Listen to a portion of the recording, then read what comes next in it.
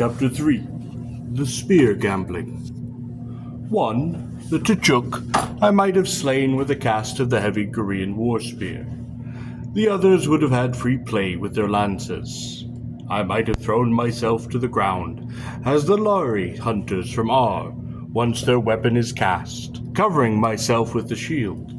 But then I would have been beneath the clawed paws of 4 squealing, snorting Kala, while the riders jabbed at me with lances, off my feet and helpless.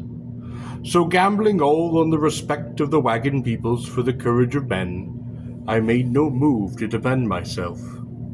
But heart pounding, blood racing, yet no sign visible of agitation upon my face, without a quiver of a muscle or tendon betraying me, I stood calmly erect. On my face there was only disdain. At the last instant the lances of 4 riders, but a hand's breadth from my body, the enraged thundering Kyla, hissing and squealing at a touch of the control straps, arrested their fierce charge, stopping themselves, tearing into the deep turf with suddenly emergent claws. Not a rider was thrown or seemed for an instant off balance. The children of the wagon peoples are taught the saddle of the Kaila before they can even walk. "Aye!" cried the warrior of the Katai. He and the others turned their mounts and backed away a handful of yards, regarding me.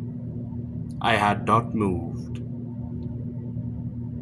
"My name is Tarl Cabot," I said. "I come in peace." The 4 riders exchanged glances, and then at a sign from the heavy Tuchuk, rode a bit away from me. I could not make out what they were saying, but an argument of some sort was definitely in progress. I leaned upon my spear and yawned, looking away toward the bosque herds. My blood was racing. I knew that had I moved or shown fear or even attempted to flee, I would now be dead. I could have fought. I might perhaps then have been victorious, but the probabilities were extremely slim. Even had I slain 2 of them, the others might have withdrawn and with their arrows or bolas brought me to the ground. More importantly, I did not wish to introduce myself to these people as an enemy. I wished, as I had said, to come in peace. At last the Tuchuk detached himself from the other 3 warriors and pranced his Kaila to within a dozen yards of me.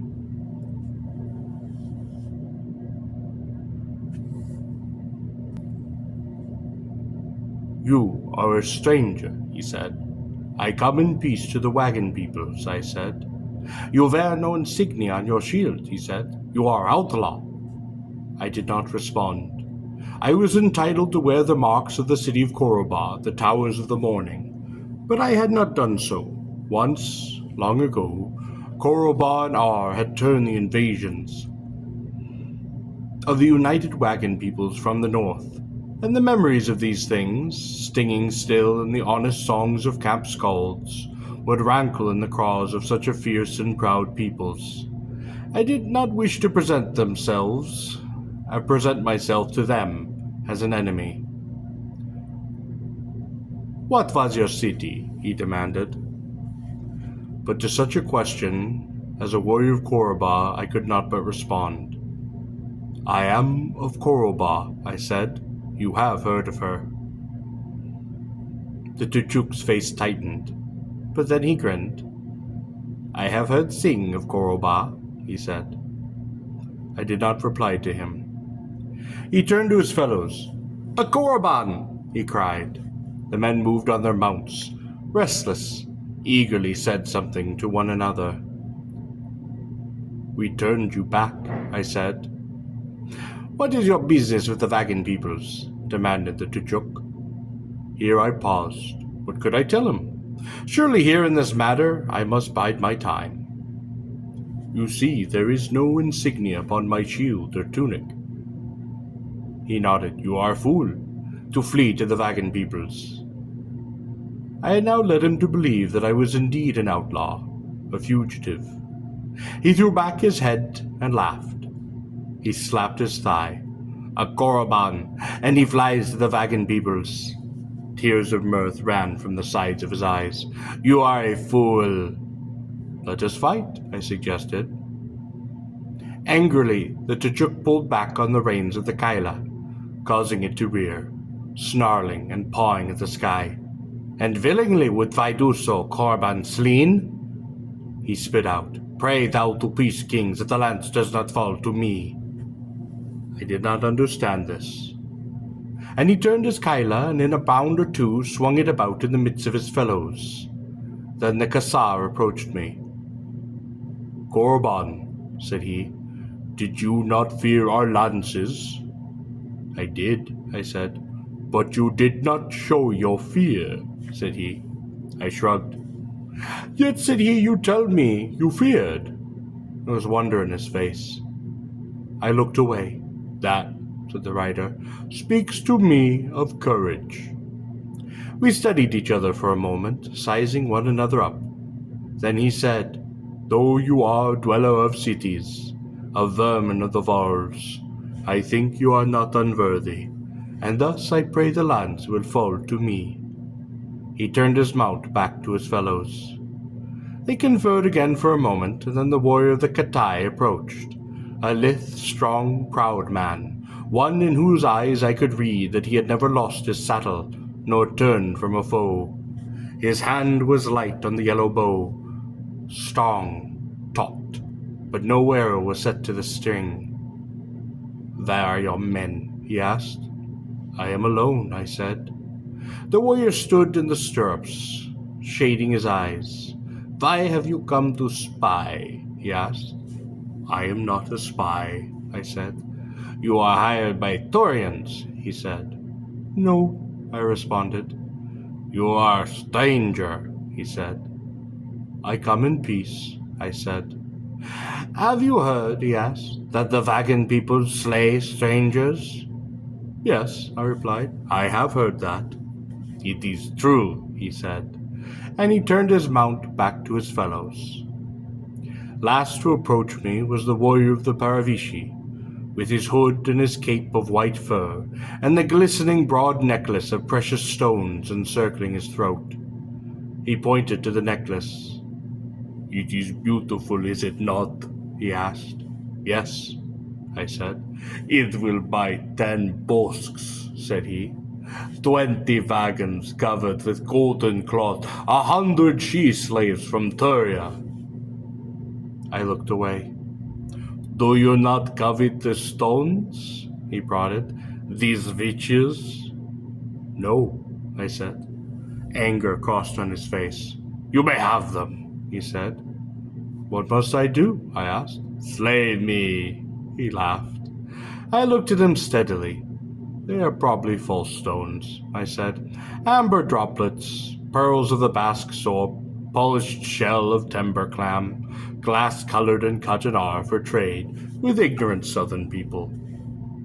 The face of the Paravishi, rich with its terrible furrowed scars, contorted with rage. He tore the necklace from his throat and flung it to my feet. Regard the worth of these stones, he cried. I fished the necklace from the dust with the point of my sword. It in the sun, it hung like a belt of light, sparkling like with a spectrum of riches, hundreds of merchants. Excellent, I admitted, handing it back to him on the tip of the spear. Angrily he rounded about the pommel of the saddle.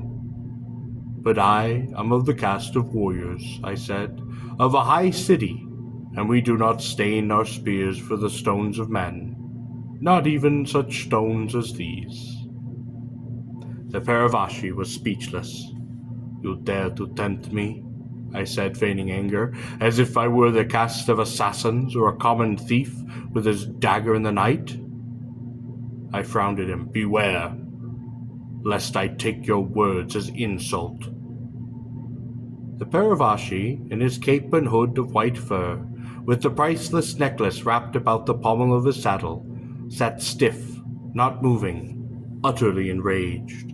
Then furiously, the scars wild in his face, He sprang up in the stirrups, lifted both hands to the sky.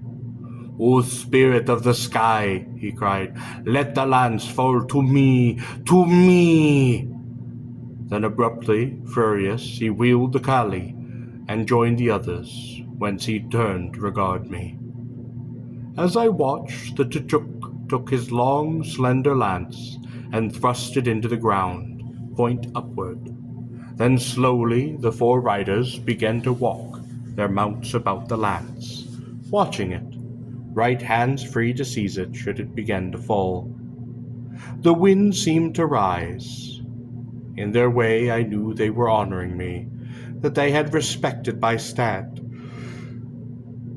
in the matter of the charging lances, that now they were gambling to see who would fight me, to whose weapons my blood would flow, beneath the paws of whose Kala I must fall bloody to the earth. I watched the lance tremble in the shaking earth, and saw the intenseness of the riders as they watched its lightest movement. It would soon fall. I could now see the herds quite clearly, making out individual animals, the shaggy humps moving through the dust, see the sun of the latter afternoon glinting off thousands of horns. Here and there I saw riders, darting about, all mounted on the swift, graceful Kala. The sun reflected from the horns in the veil of dust that hung over the herds and was quite beautiful. The lance had not yet fallen. Soon the animals would be turned in on themselves, to mill together in knots until they were stopped by the shaggy walls of their own kind, to stand and graze until the morning. The wagons would, of course, follow the herds. The herd forms both the vanguard and rampart for the advancing of the wagons. The wagons are said to be countless, the animals without number. Both of these claims are, of course, mistaken, and the Ubas of the wagon people know well each wagon and the number of branded beasts in the various herds. Each herd is incidentally composed of several smaller herds, and each watched over by its own set of riders. The bellowing seemed now to come from the sky itself, like a thunder, or from the horizon like the breaking of an ocean into surf upon the rocks of the shore. It was like a sea, or a vast natural phenomenon, slowly approaching. Such indeed I suppose it was. Now also for the first time I could clearly smell the herd, a rich, vast, fresh, musky, perversive odor, compounded of trampled grass, torn earth, of the dung, urine, and sweat of perhaps more than 1,000,000 beasts. The magnificent vitality of that smell, so offensive to some, astonished and thrilled me. It spoke to me of the insurgents and the swell of life itself, ebullient, raw, overflowing, unconquerable, primitive, shuffling, smelling, basic, animal, stamping, snorting, moving, an avalanche of tissue and blood and splendor, a glorious, insistent, invincible cataract of breathing and walking and seeing and feeling on the sweet, flowing, wind-swept, mothering earth. And it was in that instant that I sensed that the Bosque might mean to the wagon peoples. "Ho!" I heard, and I spun to see the black lance fall. Scarcely had it moved, but it was seized in the fist of the scarred Tchuk warrior.